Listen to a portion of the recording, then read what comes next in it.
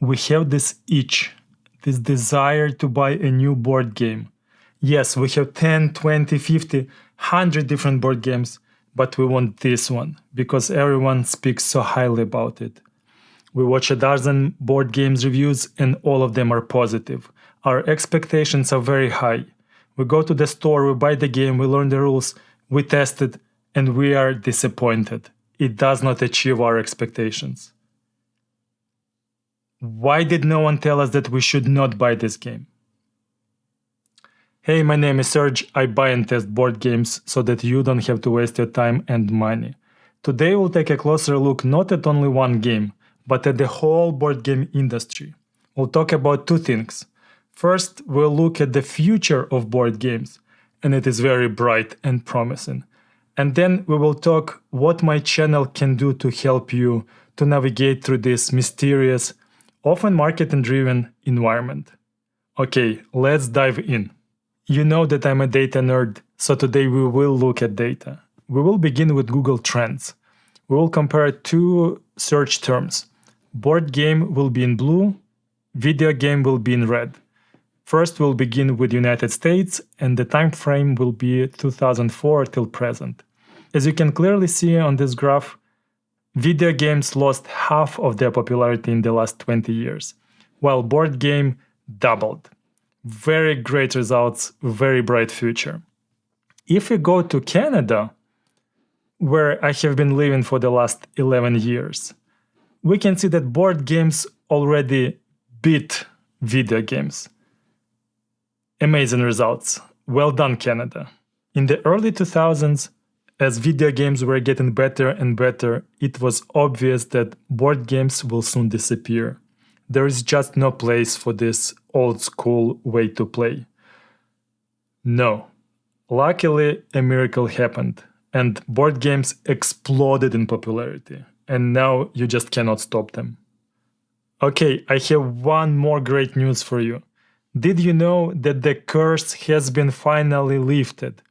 Monopoly, the game that has been terrorizing families for the last almost century, and that was painting a very bad image for board game hobby. So what are your plans for the weekend? Well, we're hosting a board game night. We will invite a bunch of friends and we'll play board games. Ah, sounds like fun. I also used to play Monopoly when I was a kid.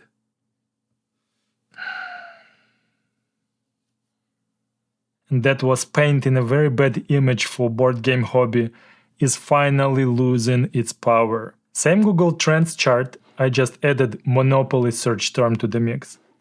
We can clearly see that with time, Monopoly is losing its popularity. And finally, since 2020-ish, we can see that board games finally overcame Monopoly as a search term. Yay! Now let's take a look at Canada.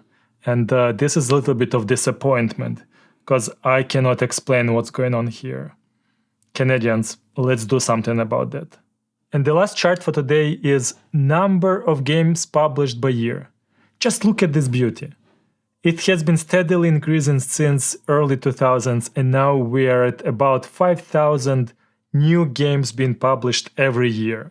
It makes it about 15 board games published each day. Wow! So here we are. The board game industry is transforming. We have two major trends. The first one is that there are so many new games. But here's the problem. Our budget can afford only so many games, but the reviews that we're watching are promoting that many games. All of them are incredible and great. Do you see the problem here? And the second trend is that the average profile of the player is changing. More and more people want to play games, which is fantastic. I do want to expand this to casual players.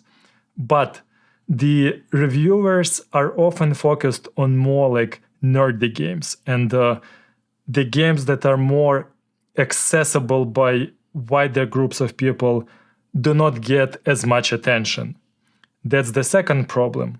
And this channel will address both of those issues. To begin with, majority of my reviews are negative. I have no problem with telling you, do not buy this game. save your time and money. Okay? For the games that I do like, I will clearly separate them into two groups. One group will be games that you can safely play with anyone and everyone. They are very approachable. And the second group would require you to have some nerdy friends and some time investment. I will clearly tell you that. Okay, let me explain you my board game rating system. I'm using three colors: red, aqua, and green. Red means that do not buy this game, there are better ones. Aqua means it is a great game, but you need nerdy friends and time commitment to fully enjoy it. And green means that it is an instant social fun, and there are two requirements for a game to be in this group.